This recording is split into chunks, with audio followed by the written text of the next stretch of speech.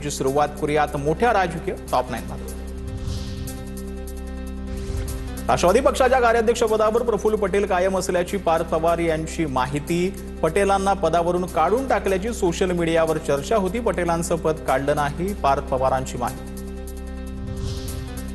निवडणूक आयोगाला पाठवलेल्या पत्रात सुनेत्रा पवारांकडून 2 पदांचा उल्लेख। सुनेत्रा पवारांचा अध्यक्ष म्हणून तर गरजेंचा खजिनदार म्हणून उल्लेख। पत्रात 14 पदे अधिकाऱ्यांच्या नावांचा उल्लेख असल्याचं समोर। तटकरे पटेलांच्या नावापुढे पदाचा उल्लेख नाही।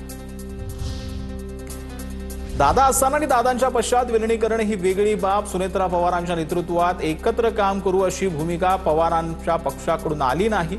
आदिती तटकरेंचं वक्तव्य तर सुनेत्रा पवारांकडे नेतृत्व दिल्यानंतर आमच्याशीही कुठलीही चर्चा झालीच नाही। शशिकांत शिंदेंची माहिती। उपमुख्यमंत्री सुनेत्रा पवार दिल्लीमध्ये दाखल। एनडीए मधील काही महत्त्वाच्या नेत्यांची उद्या भेट घेणार। खरात प्रकरणी एनसीपीचे नेते अडचणीत येत असताना सुनेत्रा पवारांच्या दौऱ्याला महत्त्व। आक्षेपार्ह व्हायरल व्हिडिओ प्रकरणी जिरवाळांनी स्वतःची बाजू पक्षाकडे मांडली। उपमुख्यमंत्री सुनेत्रा पवारांना भेटून घडलेल्या प्रकरणाची माहिती दिली। खरातनं अजितदादांसह एका बड्या नेत्याच्या फोटोवर फुल्या मारल्या होत्या। खरातनं कोणाच्या सांगण्यावरून जादूटोना केला हे समोर येणं गरजेचं। रोहित पवारांचा खळबळजनक आरोप। अनेकांच्या फोटोवर फुल्या मारल्या गेल्याची चर्चा। पवारांच्या राष्ट्रवादीचे प्रदेशाध्यक्ष शशिकांत शिंदेंचं विधान। रोहित पवारांच्या वक्तव्यावरून शंकेचं कारण उभं राहिलंय असंही वक्तव्य।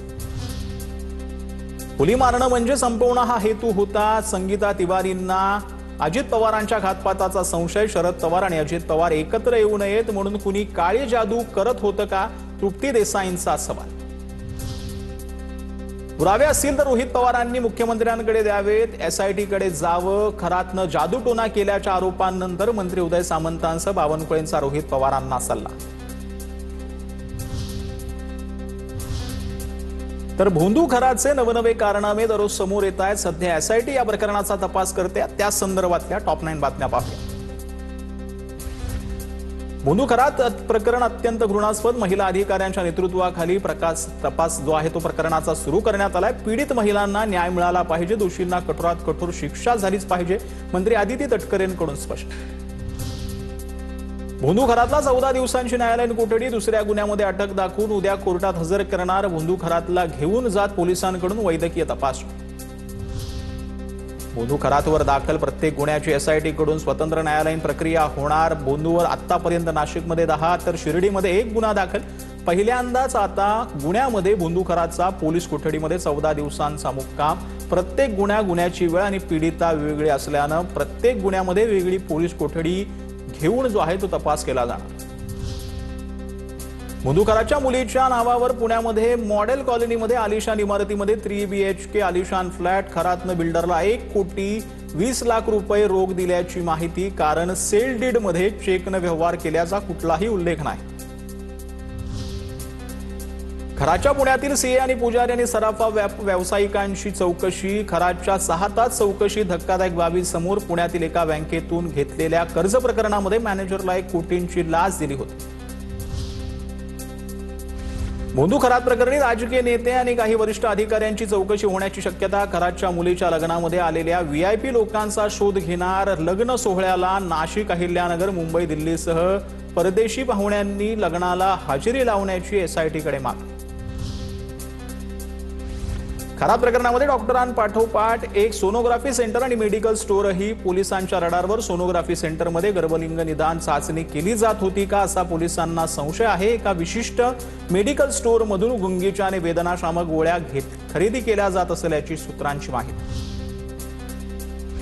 राष्ट्रवादीचे नेते सुनील तटकरेंचा कथित व्यावसायिक भागीदारीवरून आता नवा वाद। 10च का 150 कंपन्यांचं काय? विकास गोगावलेंचा आता हा निशाणा पाहिला। दीपक केसरकरांनी आमदारकीचा तात्काळ राजीनामा द्यावा। माजी आमदार परशुराम उपरकर यांची मागणी। तर शालार्थ आयडी आणि भोंदू खरात प्रकरणामध्ये नाव आल्यानं उपरकर यांची टीका। दरम्यान यापूर्वीही केसरकरांनी कडिकलच्या एका बुवाला आणून निवडणुकीमध्ये फिरवल्याचा दावा। तर आता बघूयात राजकीय टॉप 9 बातम्या। जैन मुनींच्या चमत्कारामुळे माझा घसा दुरुस्त झाला या रितू तावडेंच्या वक्तव्यावर राऊतांचं वादग्रस्त वक्तव्य। ट्रोल करणाऱ्या राऊतांचा आणि जिभेला हाड नाही हा श्रद्धेचा विषय रितू तावडेंकडून निषेध. तारा राणी यांचा वंश आणि कुळ बदलण्याचा प्रयत्न, जैन मुनी नयन पदमसागर यांच्या वक्तव्यावरून संजय राऊत यांचा हल्लाबोल. तर मंगलप्रभात लोढा यांना तारा राणी माहिती आहे का, असाही सवाल. तर महाराणी तारा राणी जैन नाही मराठा होत्या, हे जैन समुदायानं समजून घ्यावं. निलेश चंद्र मुनी यांची प्रतिक्रिया.